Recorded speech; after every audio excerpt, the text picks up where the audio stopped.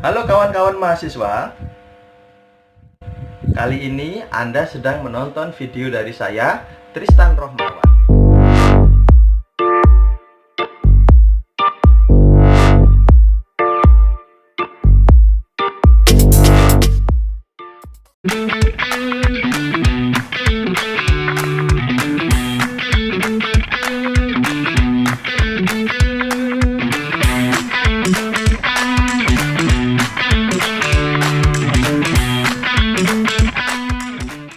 Teman-teman, kembali lagi dengan saya Tristan Rohmawan, masih di channel YouTube dan podcast, kuliah podcast dan kuliah YouTube. Nah, sekarang ini unik gitu ya. Jadi di episode ini ada yang istimewa karena saya langsung menyampaikan materi ini di alam, gitu ya. Di belakang saya bisa terlihat di situ pegunungan, gitu. Kalau nggak salah ini masih rentetan pegunungan Rinjani, gitu ya. Kalau di balik kamera ini Anda akan lihat hamparan laut, gitu ya, hamparan laut Selat Madura. Karena saya berada di selatannya PLTU Paiton, pembangkit listrik tenaga uap Paiton, Jawa Timur. Nah, kalau posisi saya berada sekarang di Kecamatan Kota Anyar, Kabupaten Probolinggo. Wah, ini istimewa ini karena saya sekalian pulang kampung hari raya. Oke, ini suasana kampung saya. Kalau di podcast mungkin enggak kelihatan gitu ya, tapi bisa saya gambarkan aja. Ini aroma pegunungan, barusan hujan, istimewa sekali itu ya. Kalau kepingin tahu bagaimana pemandangannya, nanti bisa dicek di YouTube.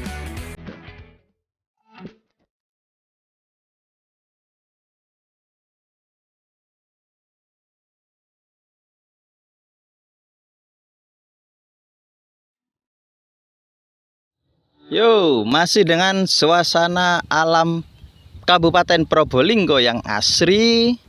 Kita langsung masuk pada pembahasan yang keempat, yakni terkait data dan analisis data penelitian. Nah, ini pasti kalau di speaker ada suara angin geruduk. Nah, semoga tidak mengganggu. Oke. Di dalam materi ini kita akan membahas dua hal sekaligus. Yang pertama, data dan analisis data. Terkait data, kita akan membahas deskripsi kondisi data, paparan data, dan matriks hasil pengolahan data matang. Sedangkan di analisis data ada deskripsi proses analisis yang dilakukan, sajian matriks hasil analisis data, temuan dan kesimpulan hasil analisis data. Oke. Setelah bagian metode, biasanya di dalam skripsi itu Anda akan langsung masuk di pembahasan. Dalam beberapa skripsi di bidang bahasa Indonesia ya, khususnya di kampus Uniwara gitu, saya temukan mahasiswa langsung masuk pada pembahasan. Nah, kalau dalam versi saya, ini sebaiknya tidak dilakukan. Jangan buru-buru masuk dalam pembahasan. Jadi setelah bab 1 pendahuluan, bab 2 kajian kepustakaan, bab 3 metode, yang ketiga sebaiknya Anda masuk dalam paparan data dan analisis data terlebih dahulu. Ini sebelum membahas. Gitu ya. Jadi di bagian ini Anda akan mendeskripsikan kondisi data. Intinya adalah mendeskripsikan kondisi data di lapangan penelitian Anda. Jadi, alat untuk mengukur atau instrumen pengumpulan data Anda apa? Itu dijelaskan. Kemudian bentuk data Anda bagaimana? Apakah bentuk datanya ini tadi kuantitatif atau kualitatif? Apakah hasil penghitungan angket? Apakah hasil transkrip wawancara atau transliterasi hasil wawancara? atau dalam bentuk kutipan-kutipan yang ada di dalam dokumen seperti novel misalnya. Ya. Jadi bentuk datanya apa dijelaskan dulu. Nah, kemudian sumber dan populasi data.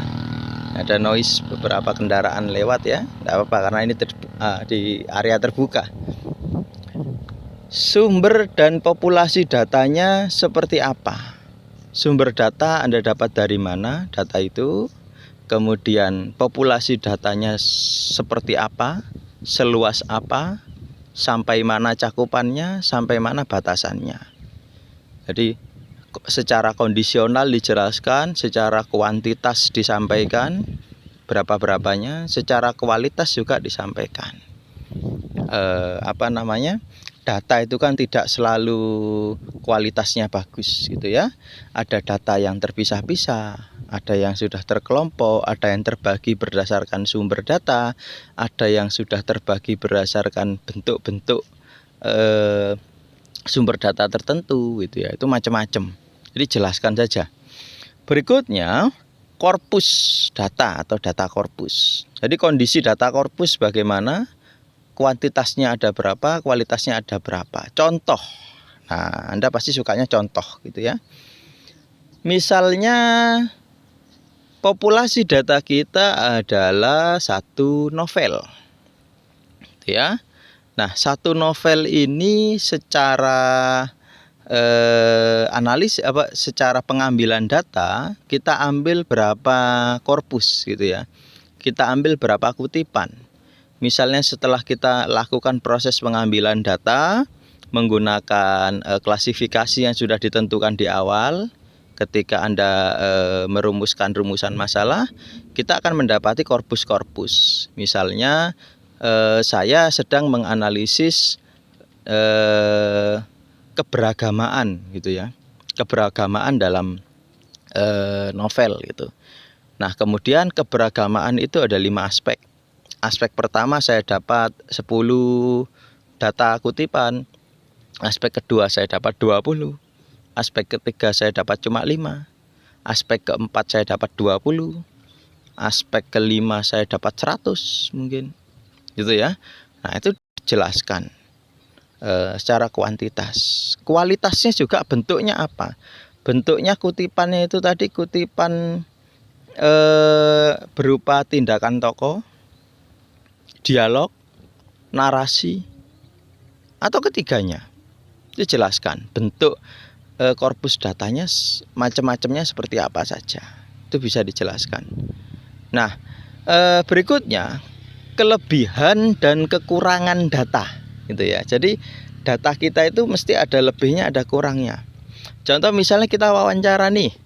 Karena wawancara kita kepada orang-orang tertentu yang secara langsung tidak mau diwawancarai, maka kekurangannya adalah data wawancara cenderung tidak terdengar jelas. Gitu ya. Perlu banyak catatan. Perlu merujuk pada catatan lapangan. Karena data hasil wawancara agak suaranya kecil gitu ya. Karena kita mengambilnya itu candid gitu ya. Pakai rekaman rahasia, pakai kamera rahasia. Jadi gambarnya tidak terlalu jelas gitu ya. Jadi kelebihan kekurangan datanya bagaimana? Misalnya kalau di novel misalnya, ternyata di novel itu pada beberapa klasifikasi data tidak banyak ditemukan. 1-2 klasifikasi tidak banyak.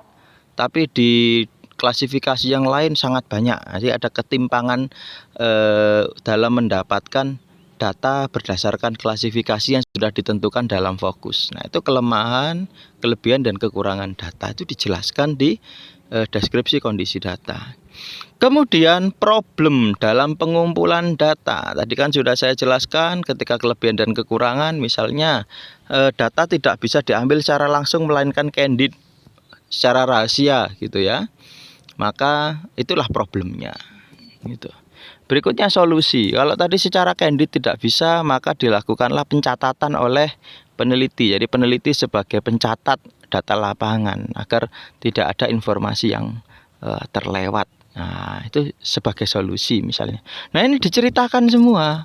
Deskripsi kondisi data bagaimanapun lebih dan kurangnya itu diceritakan semua. Ini bentuk keterbukaan seorang peneliti terhadap proses penelitiannya. Karena tidak ada data yang dibuat-buat atau dipermainkan. Karena di dalam sebuah penelitian yang sering dilakukan itu biasanya fabrikasi data. Jadi data itu dibuat-buat biar penelitiannya terlihat berhasil. Nah, ini tidak boleh. Melalui bentuk deskripsi kondisi data, harapannya pembaca akan merasa bahwa oh, ini peneliti yang jujur, tidak melakukan fabrikasi. Jadi seperti itu. Berikutnya, paparan data mentah atau raw data atau primary data berisi seluruh sampel korpus data yang masih asli, berupa hasil wawancara, kumpulan nilai tes, kumpulan hasil angket, dan lain-lain. Itu.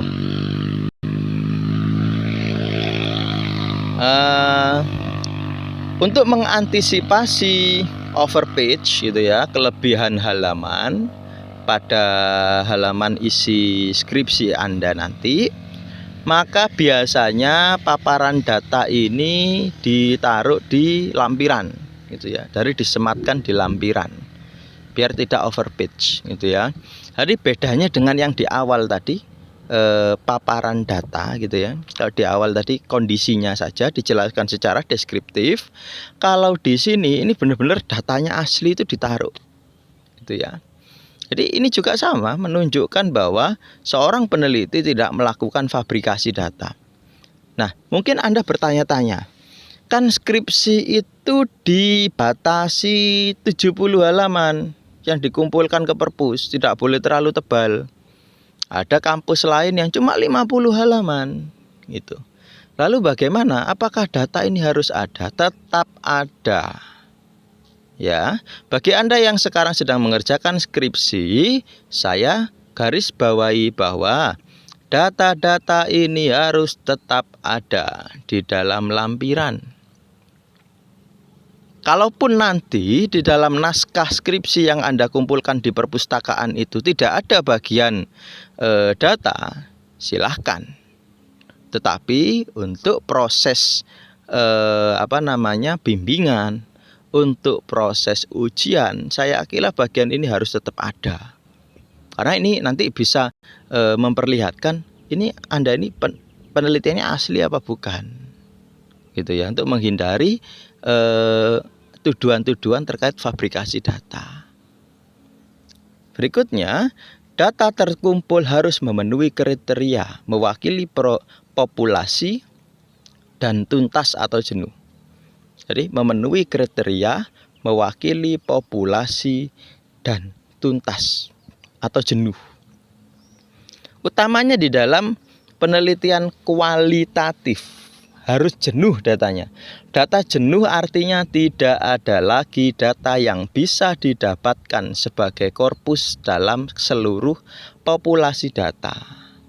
Nah, di sini kita berpikir misalnya ada sebuah novel, Anda meneliti dengan 5 klasifikasi, kemudian Anda dapatkan korpus-korpus data, jumlah halaman novelnya ada 300, ternyata korpus datanya cuma 5. Ini sering terjadi, gitu ya. Korpus datanya cuma 5, padahal naskah novelnya keseluruhan ada 300 halaman. Ini problem besar yang sering dilakukan oleh mahasiswa. Jadi data tidak mewakili populasi dan tidak tuntas. Meneliti sebuah kelas dengan jumlah siswa 30 diambil sebagai korpus data 2 orang. Meneliti 5 kelas diambil per kelas 3 orang. Nah, ini problem yang sering dilakukan oleh seorang peneliti, khususnya peneliti baru ya, mahasiswa S1, mahasiswa diploma. Ini sering kali melakukan ini. Jadi datanya tidak mewakili populasi dan tidak tuntas. Berikutnya adalah hasil matriks ya, matriks hasil pengolahan data mentah. Data matang. matrik hasil pengolahan data matang atau tersusun atau array data. Array data itu artinya data yang telah ditata. Matrik ini berisi kodifikasi korpus data. Jadi datanya itu ya yang tadinya masih gak karu-karuan gitu ya, masih raw data, kemudian biasanya ditaruh di bagian lampiran gitu ya. Nah, di sini datanya sudah tersusun rapi, ada kodifikasinya, ditata berdasarkan aspek-aspek atau klasifikasi dalam rumusan masalah di awal ya sebagai fokus penelitian. Berikutnya, sekali lagi bagian ini juga seringkali dimasukkan ke dalam lampiran. Gitu. Jadi di dalam lampiran itu ada data mentah, ada data matang atau yang sudah tersusun, ada korpus datanya dikumpulkan dalam klasifikasi gitu ya, dalam bentuk tabel atau kolom-kolom gitu ya. Tapi ini juga dimasukkan di dalam lampiran untuk menghindari overpitch. Data matang ini catatan penting gitu ya. Data matang bukan hasil analisis data, melainkan hanya data yang telah ditata sesuai dengan klasifikasi atau pembagian fokus penelitian. Jadi jangan dikira penyajian data itu cuma ya data dari novel ditaruh situ aja. Tidak bisa. Jadi harus dikelompokkan di dalam tabel-tabel gitu ya, diberi kode, dikumpulkan berdasarkan aspek gitu. Itu matrik hasil pengolahan data matang. Berikutnya, deskripsi proses analisis yang akan dilakukan. Tadi sudah data mentahnya sudah, kemudian array data atau data yang tertata sudah. Sekarang deskripsi proses analisis yang dilakukan. Nah, sebelum melakukan analisis, kita perlu mendeskripsikan dulu data ini mau kamu apakan, mau dianalisis bagaimana, dibaca seperti apa, mau dibahas bagaimana, itu ya.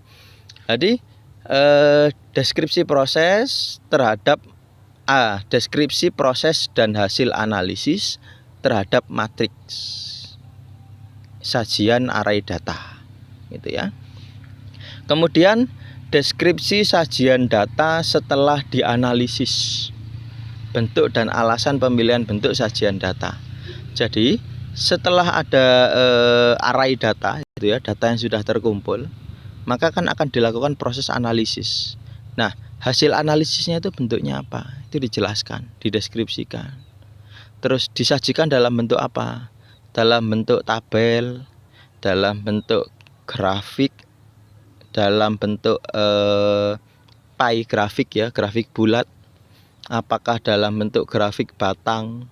Nah, ini disesuaikan dengan data yang diperoleh.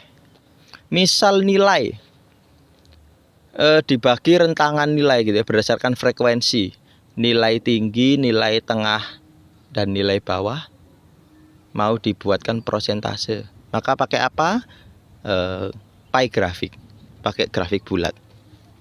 Kalau misalnya untuk membandingkan antara jawaban laki-laki dan perempuan, untuk membandingkan antara jawaban yang diberikan oleh kelompok usia tertentu gitu ya, usia berapa sampai berapa gitu ya, jadi ada klasifikasi gitu, mungkin Anda bisa pakai grafik batang. Untuk melihat perkembangan nilai, maka diberikan pakai grafik garis gitu ya. Jadi macam-macam jenis grafik yang bisa bisa dipakai untuk menyajikan data. Berikutnya, deskripsi cara menyimpulkan dan menemukan pokok temuan. Nah, misalnya dari grafik nilai mahasiswa gitu ya, ketika mengerjakan soal teks laporan hasil observasi gitu ya. Jadi ada pilihan ganda, mereka suruh ngerjakan. Kemudian yang kita lihat adalah peningkatan grafik, peningkatan nilai gitu ya, peningkatan nilai dari setiap anak dalam kurun waktu 5 kali tes gitu ya, setelah dilakukan beberapa treatment gitu ya. Nah, cara nyimpulkannya bagaimana? Itu diceritakan di dalam bagian ini. Itu ya. Berikutnya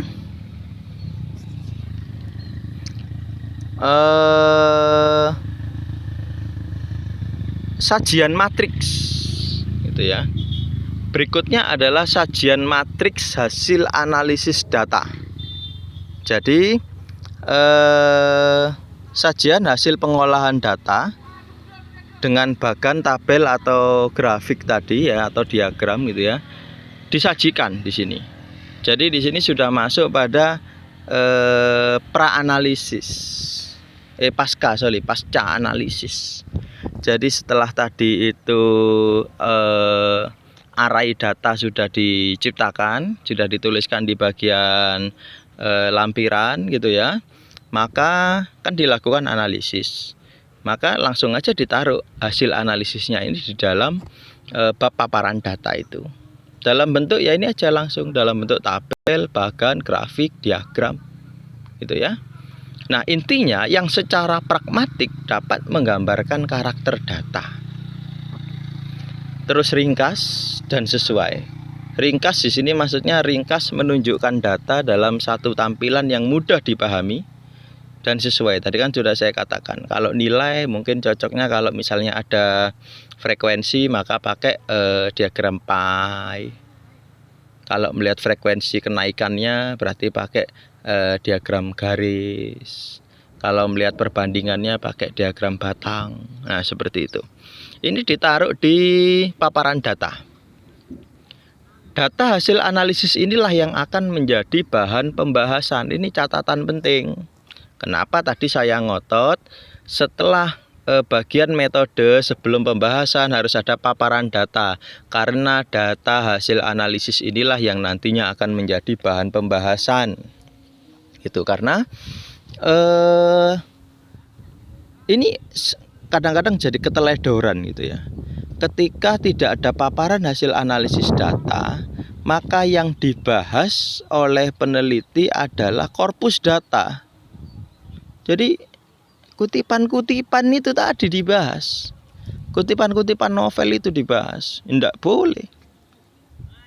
Yang dibahas adalah bagaimana distribusi data. Jadi misalnya Anda mencari tentang nilai moral kebajikan, ada berapa data dibandingkan dengan nilai moral keagamaan, lebih banyak mana di dalam novel tersebut. Nah, ini yang dibahas, perbandingannya, jumlah datanya, distribusi datanya, di halaman keberapa, di bab keberapa lebih banyak. Itu yang dibahas, bukan membahas satu persatu korpus data. Ya kalau klasifikasi datanya 5, korpus datanya per klasifikasi ada 5, enak. Lah kalau misalnya dalam satu klasifikasi Anda menemukan 100 data, 50 data, apa mungkin Anda membahas 50 kali? Nah, ini yang perlu jadi pemikiran gitu ya. Kenapa kok saya ngotot data itu harus dipaparkan dulu, dianalisis dulu, baru dibahas. Itu ya. Jadi agar yang namanya penelitian itu menjadi mekanis gitu ya, menjadi rapi, tidak asal bahas gitu ya. Tapi yang dibahas itu temuan, hasil analisisnya, bukan data atau korpus data mentah dibahas. Ini catatan penting dalam bagian ini.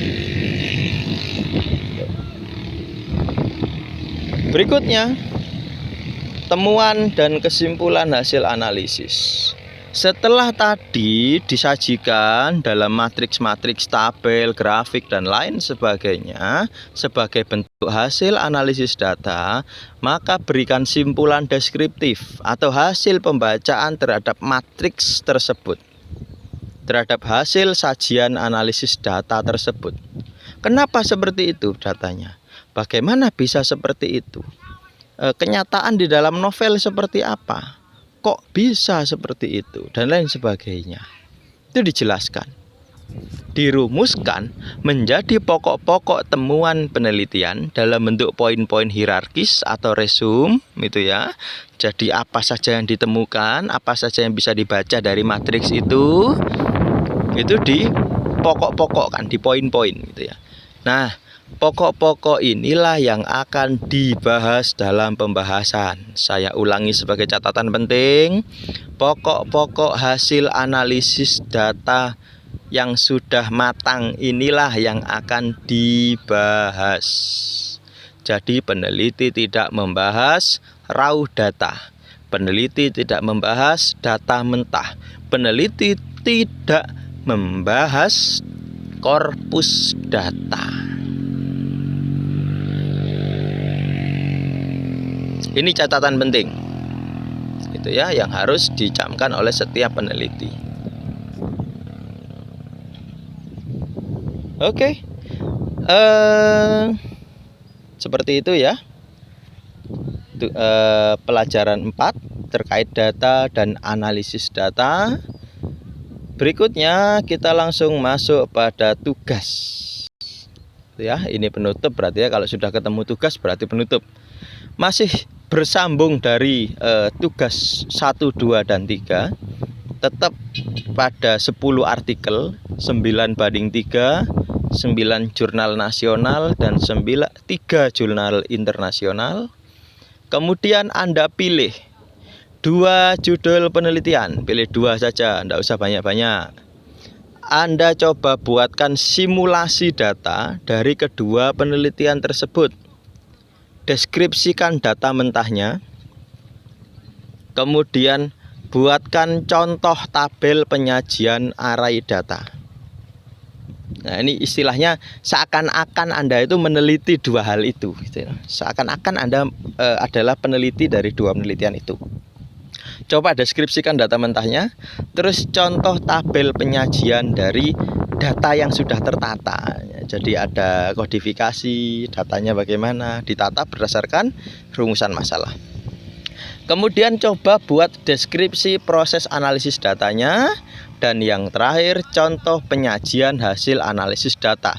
Saya yakin kalau memang penelitian yang sudah Anda pilih itu bagus, benar, pasti ada sajian hasil analisis data. Nah, itu tinggal Anda buat ulang saja gitu ya. Contohnya, Anda bayangkan Anda adalah peneliti dari kedua penelitian itu, kemudian Anda buat 4 hal ini. Oke ya. Mungkin seperti itu untuk pelajaran 4 beserta tugasnya. Semangat terus belajarnya. Tetapkan komitmen Anda bahwa tugas-tugas dalam mata kuliah ini harus selesai sesuai dengan tagihannya. Oke, itu tadi pelajaran 4 dari saya. Semoga berkenan ketika saya sampaikan di alam terbuka. Semoga noise-nya tidak terlalu mengganggu ya di materi yang sudah saya sampaikan. Sambil saya tunjukkan ini alam di sekitar saya. Oke. Sungguh segar sekali. Nah, itu di belakang saya sana langsung menuju ke pantai. Itu ya, itu Laut Jawa. Di sana juga ada PLT. Oke. Mantap sekali. Kalau di podcast tidak bisa lihat ini ya. Tapi kalau di YouTube pasti bisa lihat. Suasananya seperti ini. Ini alam di desaku. Salam dari Kabupaten Probolinggo, Jawa Timur. Assalamualaikum warahmatullahi wabarakatuh. Tetap semangat, sukses belajar.